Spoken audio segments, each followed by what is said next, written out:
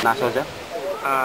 Una-una, pasalamat ko sa Ginoo, nagpasalamat ko sa akong mga kababayan, labi na gud sa mait na pagsalubong dito sa Bulacan, dito sa Cebu.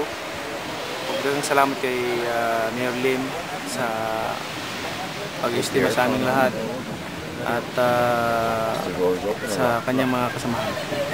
Sir, kaning imong gikatakdang away karong Nobyembre 15, unsa naman kaka-preparado or madayon na gining away sir? Wala pa man, wala pang final opponent kung sino at wala pang final date kung kailan. By October or November siguro ang fight ko, pero hindi pa na-finalize. By second week of July siguro, tsaka ma-finalize. Second week of July pa.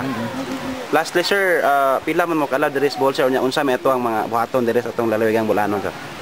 Actually, yung mga anak ko 1 week na dito, isang linggo na rito at ako umalis kasi ako, pumunta ako ng New York, nagtumanggap ng award. Yes sir. Kaya naiwanan ko sila. Kaya bumalik ako dito para samahan yung mga anak ko sa kanilang pasyal-pasyal dito sa Cebu. Maganda rin naman dito. Sige. Thank you so much. Si Manny Paco.